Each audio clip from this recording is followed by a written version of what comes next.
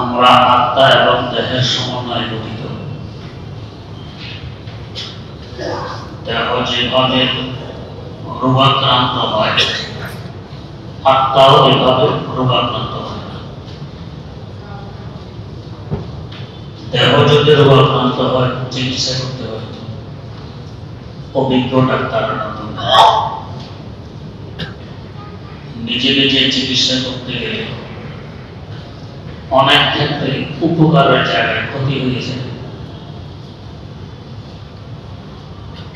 তেমনি ভাবে রূহ রোগাক্রান্ত হয়, এর চিকিৎসা করা লাগে চিকিৎসকের কাছে গিয়ে।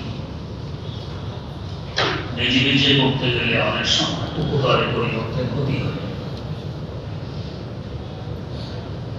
মুফাসসির কোরআন ফকিহ মিল্লাত মুফতি আযম আল্লামা মুফতি মুহাম্মদ ফয়জুল্লাহ রাহিমাহুল্লাহ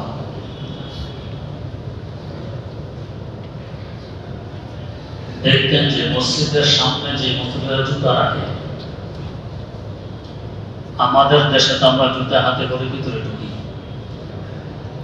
অন্য দেশে এরকম করে না, এটাকে আইন দূষণীয় মনে করে। অন্য দেশে যখন দেখে জুতা হাতে করে ভিতরে ঢুকে, তো পরিচয় দিতে হয় না, এরা বুঝে এটা বাংলাদেশি। আর জুতা হাতে করে কেন মসজিদে ঢুকে? মসজিদের বাইরে অনেক জায়গা নিয়ে মানুষের জুতা থাকে। দারুল করাচির মসজিদের সামনে এরকম জুতা, নামাজের পরে দেখা যেত সব জুতা সোজা মুখ বাইরে দিকে করে সোজা করে রেখেছে, মুসল্লি যাতে সহজে পায়ে দিতে পারে। কে এমন করে? খোঁজ নিয়ে দেখলেন যে মুফতি সাহেব রহমতুল্লাহ আলাইহির একজন মুরিদ, সে করে। হুজুর ডেকে তাকে খুব বকাঝকা দিলেন, হুজুরকে দেখাও, নম্রতা দেখাও, বিনয় দেখাও, যে আমি কত নম্র, আমি মুসলিমদের জুতা সোজা করে দিই, খবরদার আগামী থেকে এ কাজ তুমি আর করবে না। এর দ্বারা তোমার অহমিকা, তোমার অহংকার, তাকাব্বুর আরো বেড়ে যাচ্ছে। তুমি ভাবো যে আমি মুসলিমদের জুতা সোজা করি, আমার কত সংশোধন হয়ে গেছে, এটা তাকাব্বুর, অহংকার, অহমিকা, নিষেধ করে দিয়ে। এদিকে আরেক মুরিদ হুজুরের কাছে জানালেন যে হুজুর, আমার মধ্যে অহংকারের রোগ আছে, আমি আমাকে সবচেয়ে ভালো মনে করি, সবচেয়ে উত্তম মনে করি, বাকি সব আমার সামনে কিচ্ছু। হুজুর বললেন, যখন মুসল্লিরা মসজিদে ঢুকবে, তুমি সকলের জুতা সোজা করে দিবে। একজনকে জুতা সোজা করতে নিষেধ করলেন, আরেকজনকে আদেশ করলেন, ব্যবধান কোথায়? উনি রুহানি বিজ্ঞ ডাক্তার, উনি বুঝেন কোন ওষুধ কাকে দিতে হবে। একই ওষুধ কারোর জন্য ক্ষতিকর হবে, কারোর জন্য উপকারী হবে। শক্তিবর্ধন ওষুধ, একজনের হজমি শক্তি ভালো, একে দিলে তার জন্য আরো উপকার হবে, তার শক্তি আরো বাড়বে। আরেকজনের হজমি শক্তি দুর্বল, সবসময় পেট থাকে নষ্ট, একে শক্তিবর্ধক ওষুধ দিলে তার ডায়রিয়া হবে, আরো ক্ষতি হবে। বিজ্ঞ ডাক্তার বোঝেন তাকে কোন ওষুধ দিলে তার জন্য হিতকর হবে, সবাই বুঝবেন। দ্বিতীয় কথা, ইসলামের কিছু বিধানাবলী আছে প্রকাশ্য, সবাই দেখে। যেমন আমরা এখন নামাজ পড়েছি, আমি নামাজ পড়লে আপনি দেখেন, আপনি পড়লে আমি দেখি, আমি যাকাত দিলে আপনি দেখেন, আপনি দিলে আমি দেখি। এগুলোকে বলে যাহিরি হুকুম আহকাম, যা প্রকাশ্য সবাই দেখে।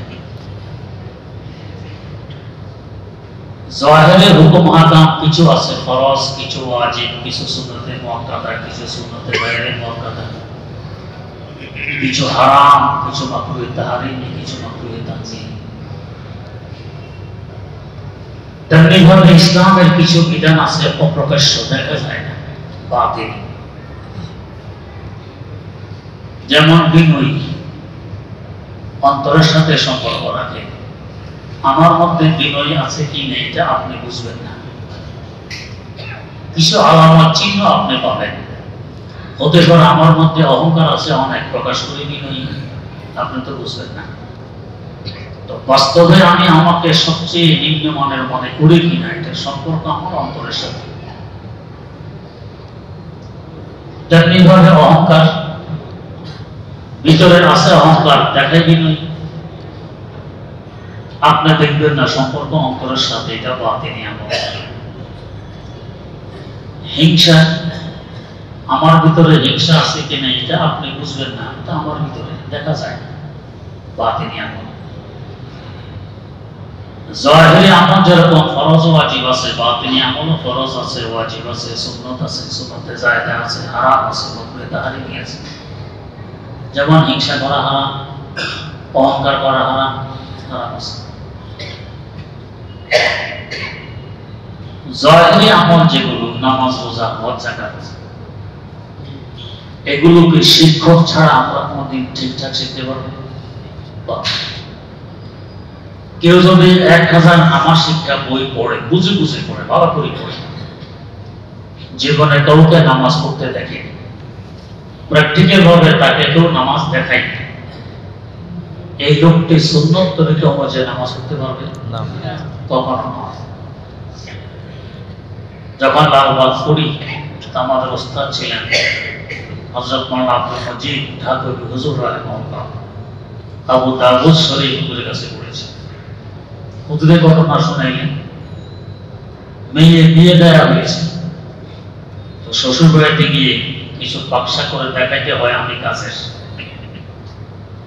তো কিভাবে বাক্সা করতে হয়, বাক্সা একটা বই মেয়ের আম্মা তাকে দিয়ে বলে এটা ভালো করে পড়ো, এই অনুপাতে পাক করবা। শাশুড়ি বলছে আজকে বিরিয়ানি পাকাও। তো বউ করছে কি, চাল, মশলা, তেল, মশলা যা কিছু আছে সব পাতিলে দিয়ে নাকের মধ্যে কাপড় দিয়ে বসে গেছে, নাকে কাপড়। শাশুড়ি জিজ্ঞেস করে, ব্যাপার কি, নাকে কাপড় দিছো কেন, সমস্যা কি? না, বিরিয়ানি পাকাইতে হলে নাকে কাপড় দিতে হয়। তো বিরিয়ানি পাকানোর সাথে নাকে কাপড় কি সম্পর্ক? বইতে আছে। কি বইতে আছে? বইতে আছে এই পরিমাণ চাল যদি পাকাও, তার সাথে এই পরিমাণ গোশত দিতে হবে, এই পরিমাণ পেঁয়াজ, এই পরিমাণ তেল, এই পরিমাণ মরিচ, এই পরিমাণ মশলা, সব দিয়ে ঢাকনা দিয়ে নাকে কাপড় দিয়ে বসে থাকো। তার অর্থ মানে তুমি এখন অবসর, আর কিছু করা লাগবে না। এটার অর্থ নাকে কাপড় দেওয়া হয়, এটার অর্থ অবসর। কিন্তু ও তো কাউকে এভাবে পাকাইতে দেখেনি, বই পড়ে পড়ে পাকানো শুরু করেছে, এখন নাকে কাপড় দিয়ে বসে আছে।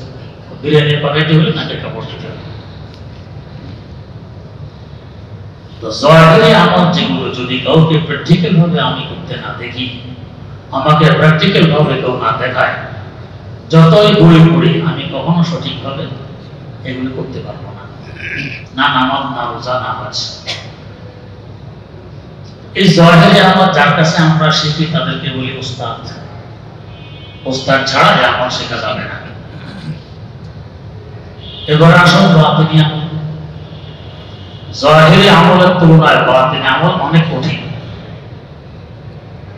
হিংসার চিকিৎসা কি, অহংকারের চিকিৎসা কি, ধৈর্য আমার মধ্যে কিভাবে আসবে, বিনয় কিভাবে আসবে, এই বাতিনের উপরে চিকিৎসা বাতিনি আমল জাহিরি আমলের তুলনায় বেশি কঠিন।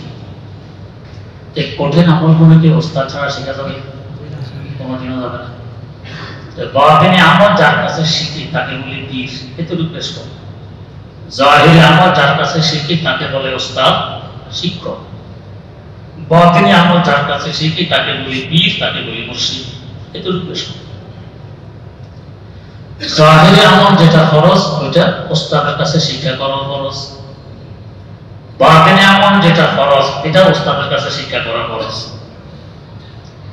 জাহিরি আমল যেটা হারাম ওস্তাদের কাছে শিক্ষা করা ফরজ। বাতিনি আমল যেটা হারাম এটা ওস্তাদের কাছে শিক্ষা করা ফরজ। জাহিরের তুলনায় বাতিনের মূল্য অনেক বেশি, আত্মার মূল্য অনেক বেশি। ওইটা যদি ঠিক হয়ে যায়, সংশোধন হয়ে যায়, আমার জাহির অনেক সংশোধন হয়ে যাবে। ভিতরে গড়বড় থাকলে, ভিতরে রু নেই, দেহের উপরে তেল মালিশ করতেছেন, ওষুধ খাওয়াইতেছেন, অনেক কিছু দেওয়া টিকবে কোনোদিন, এক সময় পছন্দ করবে, এটা টিকবে না। ভিতর যদি ঠিক থাকে, রু আছে, এক সময় দেহ নড়াচড়া দিয়ে উঠবে। কোনো কারণবশত বেহুশ হয়ে গেছে, কারণবশত কথা বলতে পারে না, কিন্তু রু আছে, সে মরেনি। এক সময় আবার সে সতেজ হবে, চলাফেরা করবে, কথাবার্তা বলবে। আসল হলো বাতেন, আত্মার চিকিৎসা মূল জিনিস। ওইটা করতে বললে আমার জাহের অনেক ক্ষেত্রে সুন্দর হয়ে যাবে। আল্লাহ রাব্বুল আলামিন আদিকাল থেকে আজ পর্যন্ত সেই ছিল অব্যাহত রেখেছেন। রাসূলুল্লাহ সাল্লাল্লাহু আলাইহি ওয়াসাল্লামের সংসর্গে এসে হযরত সাহাবায়ে কেরাম রাদিয়াল্লাহু তাআলা আনহুম জাহিরে আমলও শিখেছেন, বাতিনে আমলও শিখেছেন। হুজুর একাই শিক্ষকও ছিলেন, পীরও ছিলেন। হযরত সাহাবায়ে কেরাম রাদিয়াল্লাহু তাআলা আনহুম, তবে ওই জামানা ছিল খায়রের জামানা, সোনালী যুগ। সকলে তখন এই ধর্ম 16 আনার উপরে 32 আনা পালন করত। হার জিত দিত কে কত বেশি আমল করতে পারে। আর এখন তো উল্টা, কে কত বেশি দিন থেকে দূরে সরতে পারে, এটার হার জিত হয় উল্টা। তাই অনেক কিছু আগে করা লাগতো না, এখন করা লাগে। যেমন আমরা জাহিরি আমল শেখার জন্য এখন মাদ্রাসায় ভর্তি হই, কিতাব পড়ি, বছরে 3টি পরীক্ষা দেই, পাস করলে প্রমোশন হবে, ফেল করলে প্রমোশন হবে না, ডিমোশন হইতে পারে। ঠিক তেমনি ভাবে বাতিনি আমলের জন্য কিছু সবক আমাদেরকে গ্রহণ করতে হয়। এই সবকগুলো যদি ঠিকভাবে আদায় করি, ইনশাআল্লাহ আমাদের আত্মা সংশোধন হয়ে যাবে। আত্মার সংশোধন এটা অনেক বেশি গুরুত্ব রাখে। এই জন্য পীর মুরিদের এই সিলসিলা। আমরা আসলে অযোগ্য, এর জন্য আমরা যোগ্য নই। এখানে বড় মাদ্রাসা লালবাগ আছে, বড় কাটারা আছে, অনেক বুজুর্গ আশেপাশে আছে। যার মনের টান যেদিকে, ওদিকে দিয়ে সম্পর্ক রাখলেই পাবো। এখানে হুজুর এসেছিলাম কিছুদিন আগে, রাত্রে সিরাতের উপরে বয়ান, সেখানে ওনারা বলছেন আজকে হুজুরের বারবার বলতেছেন, কারণ মন ভাঙা এটাও ঠিক নয়। এই জন্য আসলে এখন এই ব্যবস্থাপনা, যাদের মন টানে ওরা মরিতে হবে, যারা টানে না, যার দিকে টানে ওই দিকে হবে, কোনো বাধা নিষেধ নেই। মন টানলে মুরিদ হয়ে যে আমলগুলো দেওয়া হয়, আমলগুলো করার চেষ্টা করে, ইনশাআল্লাহ উপকৃত হব। এই অর্থ এই নয় যে বাস মুরিদ হয়ে গেছে এখন আমার বেহেশতের ব্যবস্থা হুজুর করে দিবে, মোটেও আপনাকে চেষ্টা করে করতে হবে। আমি শিক্ষা প্রতিষ্ঠানে ভর্তি হলাম, তো বাস শিক্ষিত বানাই দিবে আমার শিক্ষকরা, মোটেও না, আমাকে ভর্তি হবে। শিক্ষক তো রাস্তা দেখাবে, এইভাবে পড়ো, এইভাবে পড়ো, তো পীর রাস্তা দেখাবে, আমল আপনাকে করতে হবে। এই নয় যে রেলগাড়ির ইঞ্জিনের সাথে টিপা বেঁধে দেওয়া হলে বস ইঞ্জিন যেদিকে যায় টিপে সেদিকে যাবে, এটা এরকম নয়, আমল আপনাকে করা লাগবে। 3 নম্বর কথা, অনেকে পীর মুরিদি ইলমে তাসাউফ আত্মশুদ্ধির ব্যাপারকে মনে করে এটা সর্বসাধারণের জন্য নয়। এটা এক প্রকার মানুষ আছে ফেরেশতা থেকে আরো উত্তর, এটা ওরা করবে, এটা কঠিন জিনিস, আমাদের জন্য নয়। এটা শয়তানের ধোঁকা, ভুল ধারণা। আত্মশুদ্ধি সকলের জন্য, মোটেও কঠিন নয়, মোটেও কঠিন নয়। শুধুমাত্র যাকে আমি মুরব্বী বানাই চলবো, তার আদেশ নিষেধ মেনে চললে সহজ হয়ে যায়। এর মধ্যে 2 কাজ করতে হয়। হযরত থানভী রহমাতুল্লাহ আলাইহি, হাফেজ হুজুর রহমাতুল্লাহ আলাইহির পীর হযরত থানভী বলছেন 2 কাজ কি? ইত্তেলা, ইত্তেবা। আমার মধ্যে সমস্যা কি, আমার মুরব্বীকে জানাবো, এটাকে বলে ইত্তেলা। এরপরে মুরব্বী যে সংশোধন দিবেন এটা মেনে চলবো, এটাকে বলে ইত্তেবা, অনুকরণ। মুরব্বীকে জানানো, মুরব্বী যা বলবেন এই অনুযায়ী আমল করা, বাস এটাই আত্মশুদ্ধির মূল কাজ, এটাই পীর মুরিদি। কঠিন কিছু আমরা এটাকে কঠিন হিসাবে সামনে তুলে ধরি। শরীয়ত, তরিকত, মারেফত, হাকিকত, আরেক ভাব, বাপ নাকি সোজা কথা? আসলে সোজা কথা। একটা দৃষ্টান্ত দিয়ে বুঝতে সুবিধা হবে। ধরুন আপনি চিটাগাং যাবেন একজন বড় বুজুর্গের কাছে। চিটাগাং যেতে হলে কি করা লাগবে শিখতে হবে না? কমলাপুর গিয়ে রেলগাড়িতে উঠতে হবে, টিকিট করতে হবে। আচ্ছা, ওনার কাছে যাব, উনি কি ধরনের মানুষ চিনতে হবে তো। ওইখানে একজন আছে ধরুন আব্দুল্লাহ, বড় বুজুর্গ, ওনার কাছে যাব। আব্দুল্লাহর আকৃতি কি, সুরত কি, কোথায় থাকে, এগুলো সব জানতে হবে। এই জানার নাম হলো শরীয়ত। এখান থেকে একটা সিএনজি নিয়ে কমলাপুর যাব, টিকিট কাটবো, চিটাগাংগামী গাড়িতে উঠে বসবো, এটা হলো শরীয়ত জানা। এরপরে গাড়িতে উঠেছি, গাড়ি আমাকে নিয়ে চলছে, এটা হলো তরিকত। তরিকত মানে রাস্তা, অতিক্রম শুরু হয়ে গেল, তরিকত। ওনাকে ভালো করে চিনে ফেলেছি, যার কাছে যাব আব্দুল্লাহ বড় বুজুর্গ, ওনাকে আমি চিনে ফেলেছি, এটা হলো মারফত। মারফত মানে চিনে। এরপর ওনাকে পেয়ে গেছে, ওনার কাছে গিয়ে বুঝতে পারছি, এটা হলো হাকিকত। হাকিকত মানে বাস্তবতা। এখন বাস্তব সামনে এসে গেছে। এই তো চাতুর্য। আল্লাহকে পেতে হলে আগে আমাকে শিখতে হবে কোরআন সুন্নাহ কিতাবাত, অথবা যারা শিখছে তাদের থেকে শুনে শুনে আমাকে শিখতে হবে। প্রথম হলো শিখতে হয় শরীয়ত। এরপর আমল শুরু করে দিলাম, কিভাবে আমি আল্লাহ পর্যন্ত পৌঁছবো, রাস্তা অতিক্রম শুরু করলাম, আমল শুরু করলাম, এটাও তরিকত। এরপরে আল্লাহ রাব্বুল আলামিনকে চিনতে হবে, তার কিছু গুণ ইত্যাদির মাধ্যমে তাকে চিনে রাখবে, এটা হলো মারিফত। আমলের বরকতে, চিনার বরকতে আল্লাহ পাক আমাকে তার কাছে নিয়ে গেছেন, এটা হলো হাকিকত, বাস্তবতায় পৌঁছে গেছে। এই চার তরিকা আমি এটা কঠিন মনে হইল না, মোটেও কঠিন নয়। আমরা অনেক সময় ভয় দেখাই ফেলি, আরে বাপরে মারিফত এটা কি আমার কাছে? সবার কাছে, শিক্ষিত হোক অশিক্ষিত হোক, আলেম হোক আলেম না হোক, সবাই সবাই পারবে না, পারবে কেন? এরকম বহু বুজুর্গ দুনিয়াতে আছেন, মোটর লেখাপড়া শিখে কিন্তু পৌঁছে গেছেন আল্লাহ পর্যন্ত। এক বুজুর্গ তো এমনও ছিলেন, ওনার সামনে যখন কোন আয়াতে কারিমা তেলাওয়াত করা হতো, নিজে কোরআন শরীফ পড়তে জানতেন না, হাদিস জানা তো প্রশ্ন নেই। এরপরে হাদিস পাঠ করা হতো, জিজ্ঞেস করা হতো, বলেন তো এই যে আমরা পড়ছি এগুলি কি? এটা কোরআন শরীফের আয়াত, এটা হলো হাদিস। আপনার তো পড়েন নাই কিতাব কোনোদিন, বললেন কিভাবে? কোরআন শরীফের আয়াত পড়লে অনেক বড় আকারের নূর দেখা যায়, ওতে বুঝি এটা আয়াত। হাদিসের নূর আছে তবে ওই পরিমাণে আর একটু কম, এতে বুঝি এটা হাদিস। আর যদি দেখি নূর বেশিও নেই কমও নেই, বুঝি এটা কোরআন শরীফ নয়, হাদিস নয়। তো চিন্তা করেন, লেখাপড়া তো করেননি মোটেও, কিন্তু আল্লাহ পাক তো এই রাস্তায় নিয়ে এসেছেন। এখন এমনি বলতে পারেন ওইটা আয়াত, এটা হাদিস, এটা আয়াত নয়, হাদিস নয়। তো তার মানে এই রাস্তায় এই তরিকা সকলের জন্য। এইটা যে শুধু আলেমরা করবে, শিক্ষিতরা করবে, ওনারা পারবে না, সকলেই করবে। কঠিন কিছু না, হিম্মত করে সাহস করে যখন মানুষ আমল শুরু করে দেয়, তখন কাজ সহজ হয়, করার আগ পর্যন্ত কঠিন মনে হয়। আপনি যখন ক্লাস 1-এ ভর্তি হয়েছিলেন প্রাইমারি স্কুলে, তখন যদি বলা হতো তোমাকে লেখাপড়া করতে হবে 16 বছর,